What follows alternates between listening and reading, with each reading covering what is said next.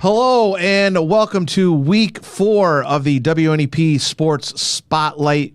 We are super excited to have everybody back here for another preview of the high school football season as we roll into week 4. Hello again. I'm Sports Director Steve Lloyd alongside Courtney Harrison and Eve Hernandez. We're going to be here for about the next 45 minutes talking high school football. And as we always do, we start with those opening remarks and thoughts from week 3 of the high school football season. And we will start with Courtney. Week 4, I think I've been most forward to look forward to. This week has some of the best matchups that we've had so far. So I'm excited to look ahead and see what we think is going to shake up, and then on Friday night see how it plays out.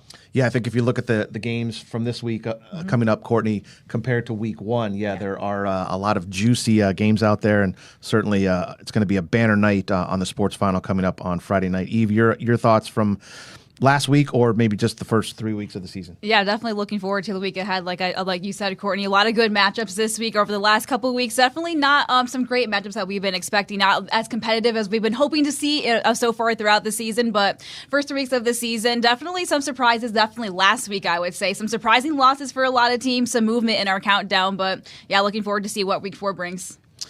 Well, as we always do, we're going to focus on District 2, District 11, and then District 4. We're going to start with some of the big games coming up in District 2, and Courtney is here with a list of some of those games. All right, I've got a handful of games that I'm looking at. Let's first start with a Super 16 District 2 matchup. We've got number 9 Wyoming area at number 4 Lakeland. This one I think is going to be a good test for both teams. Lakeland has been able to roll over teams. The Warriors held off Crestwood and Dallas in the first 2 weeks. They also had a blowout against Western Wayne last week. I think we'll get a better gauge, like I said, on how good these two teams are after this week. Also, number 15, Berwick at Hazleton. Hazleton is 1-2. They're hosting the undefeated Bulldogs. The Cougars lost the first 2 games of the season to the first one to Nazareth and their standout quarterback, Peyton Falzone. I think there's lots of eyes on Falzone. So yeah, a real good team there. Yeah, they do have a really good team. So I think for anybody that would be a tough matchup. Mm-hmm. But they'll have their work. They'll have their work cut out against Berwick this week. Last week we saw a lot of Tymir Wilkerson from Berwick, but my guess is we'll see more of that, and the Cougars will have a lot of work on their hands to stop him. And then we've got Valley View at Abington Heights. Abington Heights is coming off a good win over Dallas, putting up 40 points last week. Valley View still continues to surprise me, and I think they're a young team, but they're putting in the work. They only lost by 2, a really close game, to Wilkes-Barre area. So I think Valley View may make a good run, but at the same time, Abington Heights, you have to be able to stop Nick Bradley. You have to be able to stop the run game. So I have a feeling that Abington Heights is going to roll on this one. However, anything can happen with this young Valley View team. Then we've got Dunmore at Trail. Lackawanna Trail dropped 3 to 16 in the countdown off that loss off of Berwick. So I think this will be another good matchup, but I have a feeling that Coach Jervis will want another to go back in the win column. So we'll see if they can pull that off. And then Wallenpaupack at number 7, North Pocono. Wallenpaupack's rattled off 2 big wins over Honesdale and ES North, but I think they'll have a challenge against North Pocono this weekend. Yeah, Courtney, if you look at some of those games, obviously Berwick, a big win at Crispin Field last week. They got to go on the road. Trail on the road, but they're back home facing a really good Dunmore team. So thanks for that report from District 2. Now we're going to turn to Eve Hernandez, and she's got some of the big games coming up here in District 11. Yeah, one of the biggest games in District 11 this week is definitely number 3 Williams Valley at Minersville. Dante Carr from Minersville, their quarterback, had a great game last week. He broke the school's all-time passing record. 4,417 yards was the record, but he surpassed it, ended up with 4,448 for his career. He had 4 passing touchdowns in that game. He had a great game against Mahanoy area. One of those touchdowns was to Peyton LaPointe. A really nice corner end zone throw to get it to LaPointe over there. And then the next drive was literally like a 2-play drive for the Miners. 12-yard run by Derek Dorenzo in the end zone to finish that one off. But then Dante Carr, he made a lot of good plays with his arms, but of course with his legs too. We know how Dante Carr can get outside the pocket. He's always on the run. He was running all over the field versus Mahanoy area. So that's going to be this game for Williams Valley. Miners are the biggest test that they've seen all season long, definitely. For Williams Valley, they haven't allowed a single point on defense all season long. I don't think that's going to be the case at Minersville on Friday night, but this was a close game last year too. So definitely looking forward to seeing how Williams Valley can continue to roll and how tough the Miners are going to be for that team. Another game we're looking at, number 13, Pocono Mountain East at Allentown Central Catholic. Pocono Mountain East had a great game on Thursday night, a big 45-0 win over Scranton. One of their players, Amari Green, is actually our player of the week, which we'll get into in a little bit now, but he had a great game. He had over 200 yards on the ground, 2 touchdowns in that game, as did senior Justin Williams. He had a touchdown in the air and then on the ground as well. They're continuing to roll for the Cardinals. They've been looking really good. They've impressed me definitely on both sides of the ball when I was at that game on Thursday night. They had a couple of key interceptions in that game also. I'll say the weather did impact the game a little bit. It was raining throughout the first quarter for that game. A lot of fumbles for Scranton, but Pocono Mountain East was able to handle the ball well. They impressed me on both sides of the ball, so definitely looking forward to see how they can continue their success versus Allentown Central Catholic. Pocono Mountain West will also talk about. They're going down to Whitehall. Both of these teams, Pocono Mountain East and Pocono Mountain West, have had surprisingly pretty good seasons. I know Pocono Mountain East has a second-year head coach. Pocono Mountain West, they're working with some guys coming back on their side of the ball, but they go down to Whitehall to face the Zephyrs. The Zephyrs had a big win last Friday night when Saquon Barkley got inducted into their Hall of Fame.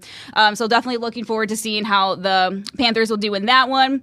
Number 8, North Schuylkill is playing Southern Lehigh, which is going to be a very difficult game for the Spartans, but also a really cool game because 5 players are going to the Hall of Fame at North Schuylkill on Friday night. We'll talk about some of those players: Zachary Chawanski, Tyler Elzen, of course, Penn Stater, Jay Green, who had himself a career at Villanova, Jaden Leiby, who unfortunately suffered an injury when he was playing at North Schuylkill. He was paralyzed because of the injury. If you guys want to see, I know I saw our Nikki Kreis did a story about it last summer. It was like last June or July. She did a story on how he's motivational speaking now, going around to different schools and talking about what happened to him. So if anyone wants to see, how he's doing, an update on him, I would definitely recommend going check out that story. But there's some of the guys that are going to the Hall of Fame for North Schuylkill in that game. So that'll be a really tough one too. Playing Southern Lehigh. They're a 3-0 team. Both of these teams are 3-0. It's going to be a tough one for sure, and going to be an important one for the Spartans to win. But yeah, let's look ahead at District 11 for this week. Eve, thanks for that report from District 11. Obviously, a lot of big games down there and a lot of big games in District 2. And obviously, Dante Carr looking to try to have a big win against Williams Valley. Those two have battled it out here over the last few years. Now moving to District 4, we're going to start with Bloomsburg at Warrior Run. Jack Catullus, 100 yards receiving for the Panthers. Obviously, last week, Wyatt Brocious, 3 rushing touchdowns for Bloom and 194 yards rushing. So that should be a big one. Loyalsock Township, they finally get a dub for Coach Justin Van Fleet. He gets win number 100 in his career, a 34-6 win over Hughesville. So they will be home Friday night with Midwest. And then the big one, number 10 Mifflinburg at number 12 Montoursville. Chad Martin, 309 yards passing last week in the 48-20 win over those Red Tornadoes from Mount Carmel, and 3 touchdown passes. And his teammate Landon Murray, 166 yards receiving, while Montoursville was beating Danville 33-21. So that is going to be a tough one. And then the big one.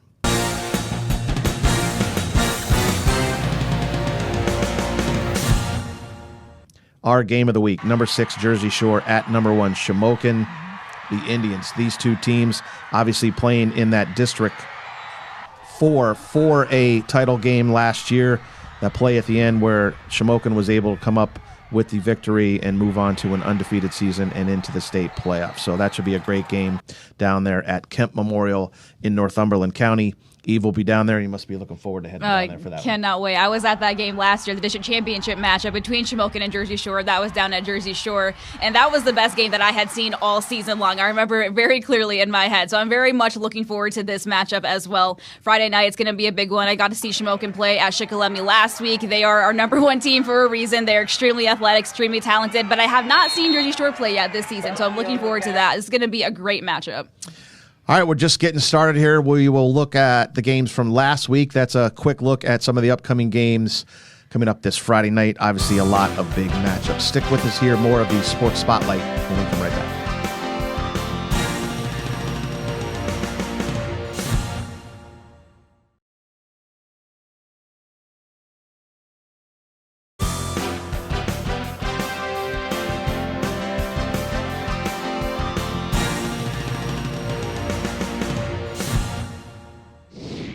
And welcome back to the WNEP Sports Spotlight. Let's quickly get into some of the big games from last week. How about the Wolfpack from Wilkes-Barre area beating Valley View 16-14? Coach Cinti going on the road up there. Coach Wasilchak. I know, Courtney, you're talking about being the jinx. We're not going to say Courtney was the jinx. But maybe she was. They were up when I left. I actually talked to Coach Wasilchak right before the game. I'm like, I'm here. Please don't blame me if anything happens. But they were up. What a game. I don't think Coach Cinti expected to get what he got. However, both teams played really great. They both had 2 touchdowns through the game. Some great plays by Jake Howe, quarterback for the Wolfpack. The same thing can be said for the Cougars. Gabe Davis had another great game. But it was senior kicker Jaden Sanchez that saved the day for the Wolfpack. We don't talk about kickers a lot. Here we're going to talk about the kicker. He kicked a 20-yard field goal in the fourth quarter to secure the win, and that was a pretty big win. So, we'll see how they hold up this week. The next game, Lackawanna Trail, they go down to Crispin Field, and they lose on the road to Berwick. Obviously, growing pains for Coach Jervis, a small school. Yep. Going down there and playing a little bigger school. So I think it'll make them a little bit better, but obviously in the win-loss columns, it kind of hurt them a little bit. What do you think they kind of gained from going down there and playing the Dogs? Well, I think, they were able to really play a team that's obviously, like you said, a bigger school. I think that's important for teams to be able to do better and to be able to grow and improve. Like I said, Isaac Ryan still holds court for the Lions. I think the defense probably learned a lot from this one. You saw Tymir Wilkerson go off 237 yards. He had some big plays downfield. Once he finds open field, he's gone. So I think they have to do a better job on defense, especially in the secondary, if they're going to face some teams like this that have big running backs. Yeah, then obviously C.J. Curry, before getting the head coaching job at Berwick, he was the OC at Selinsgrove.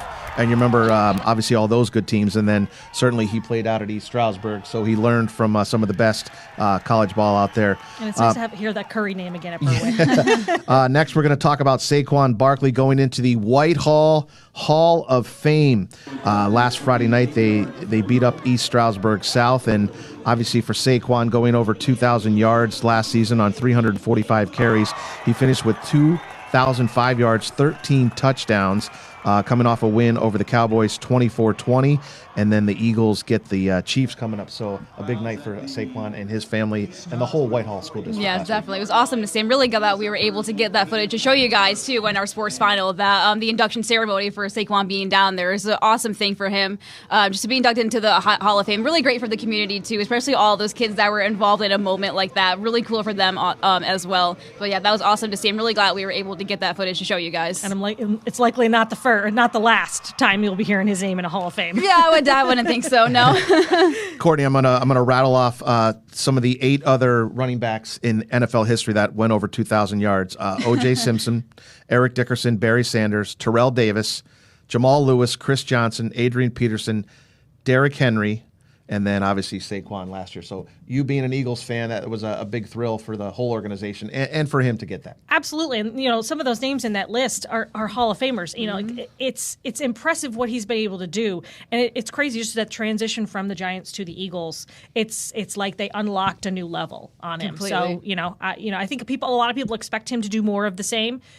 You never know. But I'll be more than happy to see him do it again if he does it. And then one of the other big games last week, Lakeland, the Chiefs, they went into Taylor and they beat a very good Riverside team, 33-23. Quarterback David Nanowitz and company, they're kind of getting it done in the second half. Those two teams pretty familiar with each other, pretty equal in balance. I just think maybe the Vikings kind of ran out of steam a little bit against a very physical Lakeland team. And then Shamokin, they took care of business versus Shikellamy. And Eve, you got to see that up close and person with Logan Steele and company.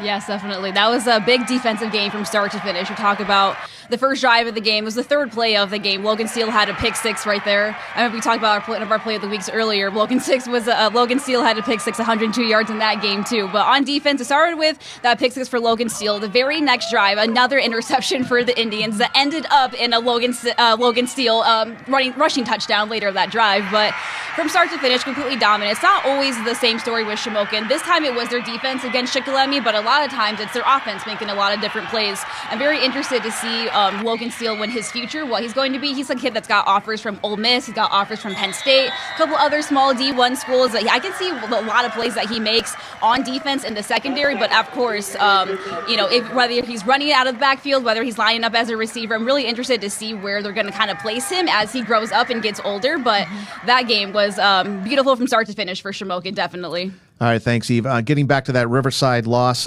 one of their offensive lineman, defensive lineman, Tavian Branch, he had previously decommitted from Rutgers and then made an official visit to Penn State last Saturday, shook Coach Franklin's hand, and he has committed to go play for the Nittany Lions. So we got Tavian here for hopefully till the middle of December sometime, and then probably going to head out there and start his college career sometime in the early part of 2026. Yeah, I know, and I'm sure he's had a lot of pressure.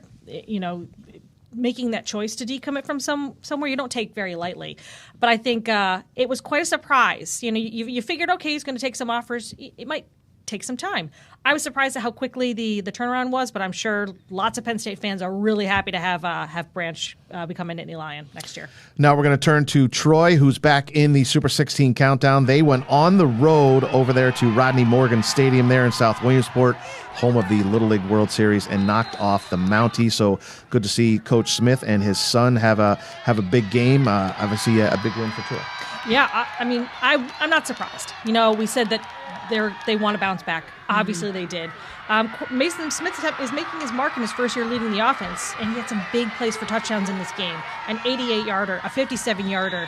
So it's nice to see someone else be able to step up and help lead this team, hopefully back on another win streak. Yeah, Mackenzie Ocker, our news reporter out there, did shoot the game, and when the highlights were coming in, I kept seeing all these big numbers. It was like 88, 57, 76. So obviously big plays for them, and I'm sure coach and the team happy for a victory there. And they have to travel, I believe, to Athens this Friday to take on the Wildcats. Then we have Schuylkill Haven, still undefeated. They went down to Shenandoah and then picked up a big win. Yeah, both running backs, Nico Karastia and Colton Reber, both had really good games. Both of them are just like, when you see these two guys running, I wouldn't blame Shenandoah. You do not want to tackle these guys when you see them coming. It's like they're really big physical backs, but both had a pair of touchdowns in that game. Both of them continuing to roll. Schuylkill Haven continuing to roll over every team that they play. Their schedule does get a little bit more difficult. They finally get to come home this week for their first home game of the season, this versus Mahanoy area, but over the next 2 weeks they got Minersville, and then I believe they have Williams Valley after that also, so their schedule's going to get a little bit tougher as we get on the rest of the season here, but looking forward to seeing what they can do with the rest of that for sure. And you got to give credit to the defense for Haven. They limited Shenandoah Valley to 2.7 yards per carry, allowing the offense to get back on the field, and I think that's something that we don't talk about their defense a lot because we always talk about their scoring, but I think that's important. Coach Farr was like, get in and get out, get in and get out, do your job, get in and get out, so with that offense get back out there, and that tires the other defense. Oh yeah. So I think that's why they're able to put up so many points. And then the final game that Courtney's going to talk about, it was Western Wayne losing to Wyoming area, and Coach Randy Spencer, he just continues to pile up wins down there in West Pittston. Yeah, we had talked about Western Wayne last year. Or this last week, they're rebuilding. Coach Grodak is trying to get this program. He lost some great guys. The Warriors went 4 for 4 on possessions right out of the gate. Jake Ravine had 4 touchdowns, 120 passing yards, and then he used his legs, 2 touchdowns and 127 more yards. So he continues to impress on offense. Plus, you've got Luke Kopechny there. You've got Josh Ruck. So again, I think they'll be looking good this week. Big names there in the Wyoming area football allure.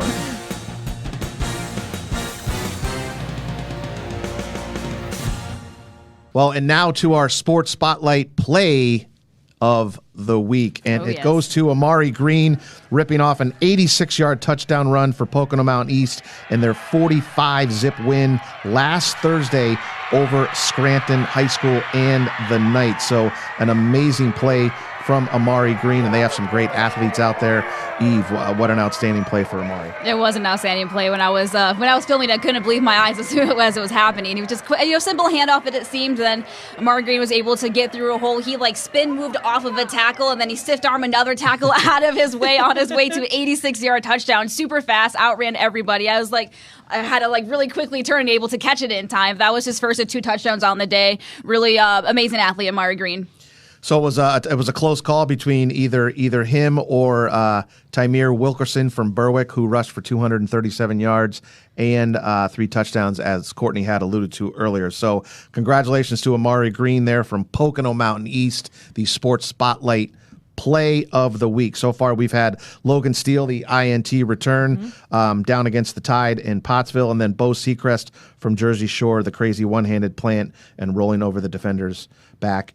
And now from D11 Green, the amazing run.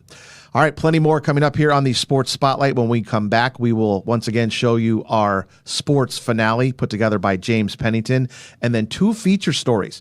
The first one on Taryn Ash, the former running back from Honesdale back in 1992, and then Ron Paulus, the Berwick quarterback. All that and more coming up next on the Sports Spotlight.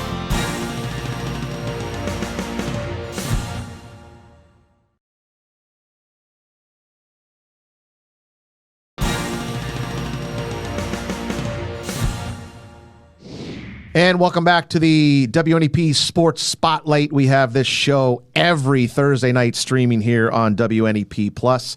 I am Sports Director Steve Lloyd, Eve Hernandez, Courtney Harrison. So every week we compile, well, we don't compile, James Pennington compiles. We help him compile our sports finale, and he does a fantastic job. It's kind of a montage of some of the fans. We have animals in there.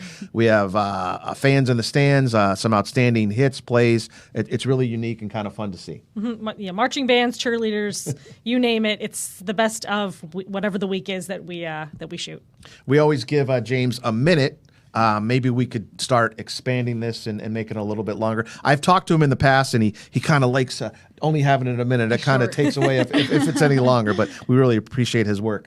Fun stuff with the finale. Yeah, always is. Always try to capture as much as I can from around the area. Just kind of take you into the atmosphere of the football game. That's kind of the point of the finales, take you guys into the atmosphere, get the band, the cheerleaders, whatever cool food is going on in tailgates or whatever costumes people have on. But yeah, it's always my favorite thing to film. Certain little quirky things that I see around every year. Like I saw, I remember at Mount Carmel, I had a guy with a Silver Bowl hat on. Yep. That was like the coolest thing ever. I was like, I had to get that for the finale. But anything that you guys show out, anything that's unique, we try to film it and definitely put it in our finale. All right, here's the finale from week 3 from James Pennington. Take it away.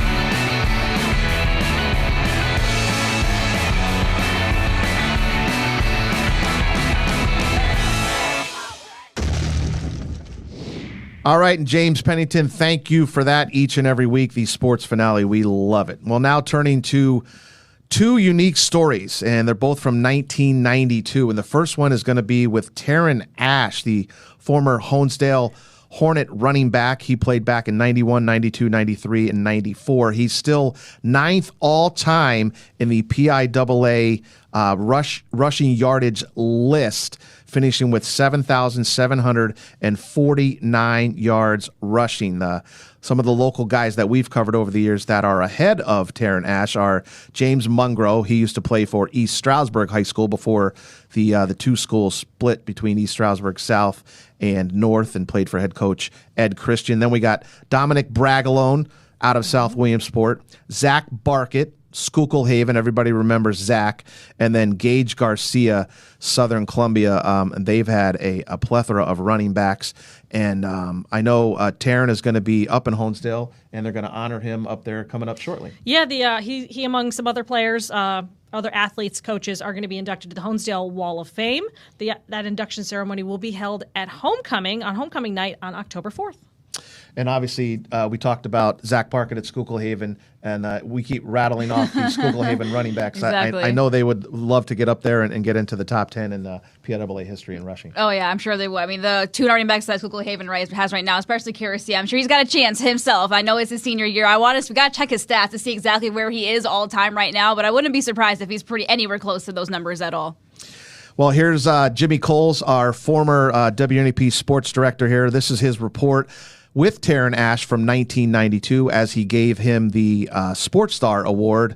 Take it away, Colesy. The Delaware Valley football program expected to have a tough time during its first season of varsity ball, but nothing could have prepared the Warriors for the likes of Taryn Ash. The Honesdale sophomore carried the ball just 11 times last week, 6 times for touchdowns. It felt good for once, like to run and not get hit that hard or to get tackled. I felt pretty good, but they kept on coming. They didn't give up. That was something that was nice to see. We didn't want to go outscore them 100 or something to 8, but we just wanted to have a game and practice some things we need to improve on. Ash improved on the Eastern Conference record book. Taryn's 2,177 yards rushing this season is the most ever by a Northern Division player. But forget the stats. The Hornets are thinking about the playoffs. Well, it's unbelievable with 3 losses that we'd be thinking about anything, but this year with the state makeup of the district and the Eastern Conference, at our classification 3A, they're going to take 4 teams in the districts. So we're still in the hunt. We have to win 2 games, though, to even consider it, and they're going to be 2 tough games. If Honesdale hangs in the playoff hunt, you can bet they'll hand the ball off to Taryn Ash. Quite a performance that has a lot of people talking about it. 11 carries, 351 yards, and 6 touchdowns. Taryn Ash, you're the WNEP TV Sports Star of the Week. Congratulations, Taryn. Thanks a lot. Jim Coles, Newswatch 16 Sports in Honesdale. Well, thank you to Jimmy Coles there with that report. Obviously, fun to see some of those videos from 1992. The next story, also from 92, is with Tom Tidy. He has a report on Ron Paulus, the Berwick Bulldogs quarterback. They were the 3A state champs that season, 33-6 win over Black Hawk.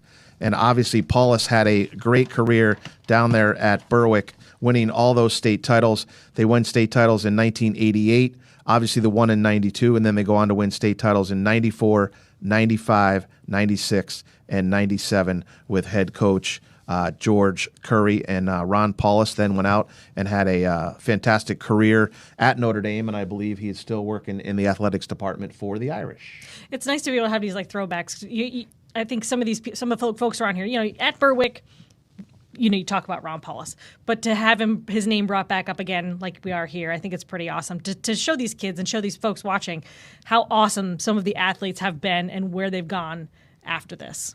Yeah, you look at some of the great athletes at Notre Dame, obviously Rocket Ismail coming out of Myers High School, and then Ron Paulus down there at Berwick. Yeah, even when I talked to the athletic director at Berwick, Bo Orlando, I did a story on him last year too, and he was part of those teams too, some of those state championship winning teams. He told me the impact that Ron Paulus had on him when he was playing down there. So I know he is a big name down there in Berwick, but definitely looking forward, deserving of this too. It's really awesome. Well, here's the story back from 1992. This is with Tom Tidy, and this is after Paulus won the 3A state title against Black Hawk, and he caught up with him down at his house down there in Berwick. So here's Tom Tidy on the story with Ron Paulus.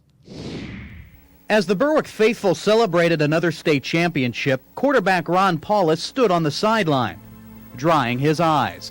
An unstoppable force on the field, Paulus was overcome by the finality of the moment. There was some tension and there was some relief. The season seemed so long, and then all of a sudden with 3 minutes left in the game, I couldn't believe it was over, So there were some emotions being let out by myself and by the whole team. It was so perfect. Everything happened just right this season, and it was an emotional time. Emotions in motion could describe Paulus's final performance. So much was expected from this 18-year-old. So much was delivered. Ron riddled Black Hawk for 2 state playoff records, 200 yards passing and 4 touchdowns. Yet in this game, Paulus is back. He has Chris Orlando going deep. Touchdown, Berwick. I didn't go into the game thinking, let's make this one the best or anything, because I just wanted to get in and get out with the win. If I didn't throw a pass in the game, if we won, I just wanted to win. If I didn't do anything in the game but hand off the whole game, that would have been fine with me. The records just just put a little icing on the cake. Just ending my season with a state championship would have been fine in itself. But it hasn't stopped there. In the past week, Paulus has been named Player of the Year by the USA Today, Parade Magazine, the Associated Press, and the Gatorade Company.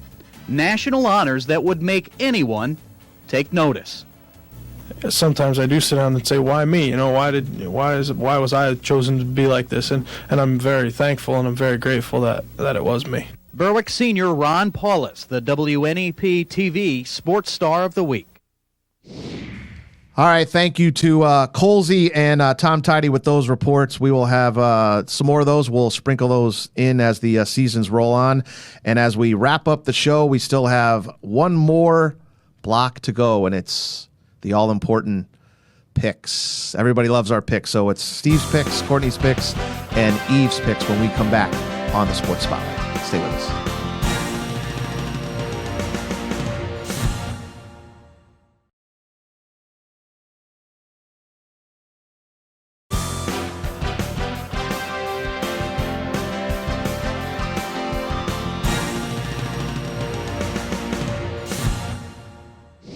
And welcome back to the Sports Spotlight. We are going to get to my picks. I was 9-3 coming into week 3 and went 4-2. And now I have an overall record of 13-5. So that's 18 games so far we've picked in 3 weeks. Now my week 4 picks. I like Shamokin over Jersey Shore, even though I think that's going to be a very close one. Sorry, Coach Gravish. Bloomsburg, I have picking and beating Warrior Run. Minersville, I have them defeating Williams Valley with Dante Carr. Lakeland, it's going to be a tough one, a close one. I have them winning at home over Wyoming area. North Pocono over Wallenpaupack. And then North Schuylkill using all of that emotion down there at Spartan Stadium to defeat Southern Lehigh. So here's Courtney with her picks. All right, I was 8-4 coming into the week, into week 3. Went 5-1 last week. I'm now 13-5. Steve and I are tied here. Nice. So here's what I've got going for the week. I'm going to pick Mifflinburg over Montoursville. I also have Bloomsburg over Warrior Run. I have a feeling Allentown Central Catholic is going to take down Pocono Mountain East. ACC is always a tough team. I'm choosing Abington Heights over Valley View on their home turf, and Wyoming area over Lakeland, and the same North Schuylkill over Southern Lehigh. And here's Eve. She will update her information, and she will give her picks here for week 4 of the high school football season. Go ahead, Eve. Yes, I was 9-3 coming into the week. I went 5-1 last week, so I am now in sole possession of first place, 14-4. Let's go. My picks for week 4, I've got Shamokin over Jersey Shore as well. Bloomsburg over Warrior Run, just like you guys do. Also, I have Abington Heights over Valley View, as do you, Courtney. That one's going to be a good one, but I think Abington Heights and Nick Bradley are going to be able to take over that Cougars defense. Wyoming area over Lakeland. I'm excited for this one to see. We talked about this one a little bit earlier, the two teams. I'm really excited to see, but I think Wyoming area is going to be able to pull off a win in that one. I also have North Pocono over Wallenpaupack and a North Schuylkill over Southern Lehigh. All right, Eve, thanks. And while we're on you with your picks, we'll go to you for your final thoughts. I'm sure you want to talk about the Jersey Shore Shamokin game. And obviously you're picking the Indians down there, but you must be looking forward to getting some good food down there and seeing all the fans. Definitely. Haven't been to Shamokin yet this season, so looking forward to it. This game is going to be an incredible one. I'm going to be live at 6 p.m. for that one. Hopefully have an interview for you guys to see, but really looking forward to this one. It's going to be a close matchup for sure. We got a lot of good games this week, but this one is our game of the week, deservedly so. I think this is going to be the best matchup that we have in District 4 all week, but like I said, Williams Valley, Minersville, that's going to be a good game as well. We got some good matchups around District 2, Lakeland, and Wyoming area. Also looking forward to seeing that one. So week 4, a lot of good competition going on this week. And Courtney, you get to see Wyoming area again, and they're heading up to Chapman Lake to take on the Chiefs of Lakeland. Yeah, up on the mountain there. Like I said, I'm looking forward to this. I saw Wyoming area in week 1 against Crestwood. I haven't seen Lakeland in person. I've only seen the highlights, so I'm looking forward to that one. And I have a feeling that, like we say, the bracket's busted. I don't know how we're going to look. Our picks are going to look after this week. Anything can happen with some of these games, so we'll see how things finish up. And for me, I will be Wallenpaupack at North Pocono with Coach Greg Dolan. A quick little tidbit and a story on him. Years ago, I was at a practice. They were running this pass play. I believe it was called Z28.